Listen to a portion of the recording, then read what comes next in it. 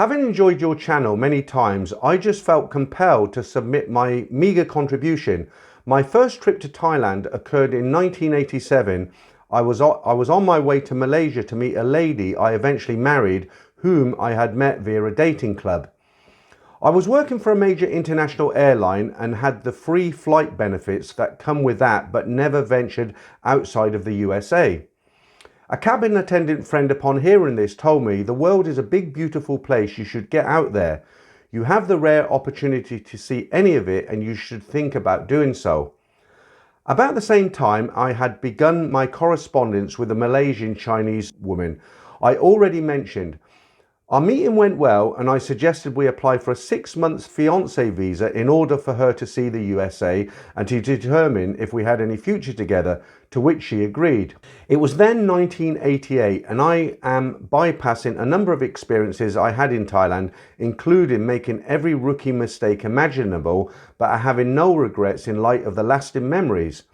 My airline did not serve Malaysia, so it was necessary to fly in and out of Bangkok and then take the Bangkok to Singapore train to Malaysia. On our way back to Don Mueang Airport, we booked a first-class cabin on the train and settled back to enjoy the experience, which was excellent until about 2 a.m. Suddenly it seemed as if the world was coming to an end and we were thrown out of our bed in the midst of a terrible derailment. There was a single fatality and many injuries, but fortunately we were spared. We ended up spending the night in a jungle outside the Chompom, close to the Burmese border.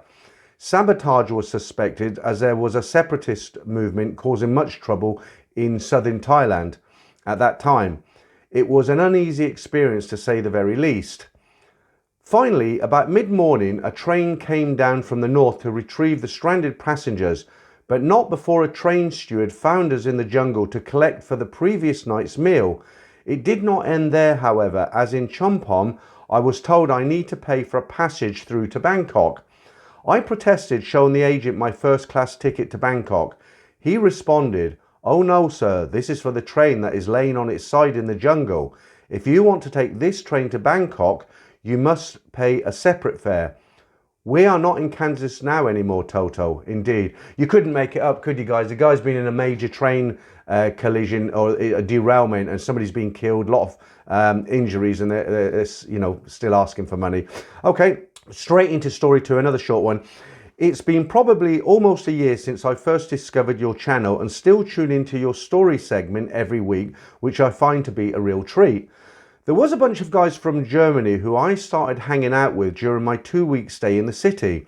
I'd met them at a bar, great set of people. One of them, let's call him Phil, was the life of the party everywhere. He is a mid-30s guy that loves life, loves Thailand and the girls there. According to him, he had converted to parts of Buddhism and conducted himself with other people there in a way that brought good karma.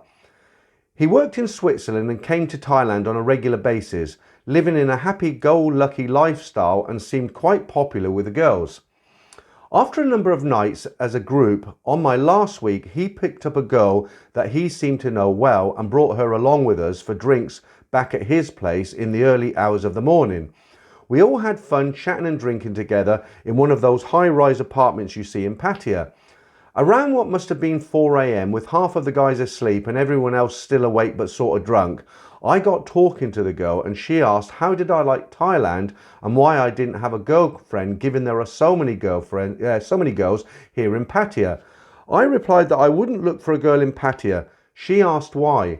I replied that given that a lot of them are scammers, I couldn't trust them, and that the girls in Pattaya are very different from normal Thai girls who I might consider dating, but not those here. All hell broke loose after I said this. I assumed she felt personally insulted by what I had said, even though I didn't mean to offend her personally.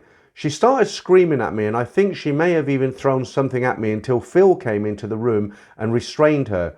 She said something about me insulting her. I, of course, denied it. Either way, given the atmosphere, it was time for me to leave. Unfortunately, the girl won him over with her side of the story, and Phil refused to talk to me for insulting his girlfriend. That's how it goes with some of these guys in Pattaya who are completely delusional when it comes to girlfriends. A few years later, when I returned to Pattaya doing my usual thing, I ended up sitting with a girl in a go-go bar who, upon seeing my line profile photo, recognized Phil and told me she had been his girlfriend a few years ago with photos to prove it. Apparently, according to her, he had recently lost his mother while they were together. Maybe his time in Pattaya and with some of these girls helped him give him comfort. Pattaya is a strange place sometimes. Yeah, I mean, the only thing I'd say on that one, I don't think if I'd been in his position, I would have said that to the girl, because definitely she would have been offended, and I'm not surprised all hell broke loose. Okay, so let's move on to story number 3. Hi Peter, this is a short but recent story. I have been chatting with a 33-year-old girl from Udon. I live in Chiang Mai. She seemed very decent and we shared many stories. She never asked for anything. After about 1 month, I told her I would visit her in Udon. But alas, there were no flights. She said she can come to see me on the bus. Next, she asked me if I had dinner. I said yes. She said she had not eaten for 3 days because she lost her job due to the pandemic. I felt bad for her, so I sent her 2,000 baht. She was very appreciative. A few days later, she said she needed bus fare as she had no money, 999 baht for the VIP bus. I sent her another 2,000 baht. I started cleaning my room, even buying new bedding. All was set for her to arrive.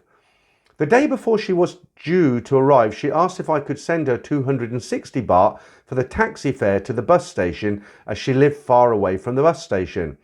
I sent her 700 baht. She was due to arrive here at 10 in the morning. Several hours passed and I was worried as she was not yet here. I could not contact her on her phone. She mentioned that she was having phone issues when we last spoke. I finally took a taxi to the bus station, thinking she might be there waiting for me with no way to contact me. The information booth told me that there were no buses coming from Udon as it was closed due to lockdown. Then I thought I had been scammed. I never heard from her again. Even after 7 years living here in Thailand, one can still be fooled if you let your guard down. At least I have a clean room and lesson learned. Yeah, that's something that seems to be getting more and more familiar, where guys, I don't know why this particular guy sent her so money. She asked for a couple of hundred baht and he sent her 700. I suppose he's just feeling generous and quite kind-hearted. But it seems to be happening quite a bit now that this pandemic has been going on, that girls are saying, look, I'll come and see you, and guys are sending them the money, and it's just a total scam. So hopefully that's a little bit of a warning for some of you out there. Okay, we're nearly halfway through now. This is our 4th story. It never ceases to amaze me how many of your viewers' stories relate to my experiences in Pattaya. I arrived in 2013. I had saved money and was able to retire when I was 50. Here is my story. I met Nin at a go-go bar shortly after arriving in Pattaya. She told me that she just started working there a couple of days before and that she never went out with any customers but only allowed them to buy her drinks. I brought her to my condo and before I knew it, we were a couple. Nim was 28 when I met her and I was 50, but the age difference did not seem to matter. We got along great and soon we were married. She wanted her own business, so I bought her a small Thai-style restaurant. She kept busy at work and seemed happy. She had a mother and a daughter who lived in a village near Khon Kaen in Isan. I began sending her mother money shortly after we were married, 30,000 baht per month. We also bought her mum a small house and expensive furniture. We also bought a house for ourselves and everything seemed to be going great. In 2019, we left Thailand for a visit to my home state of Florida in the USA. Shortly after arriving is when the trouble started. She began complaining about being bored. The longer we stayed in America, the more her complaining increased.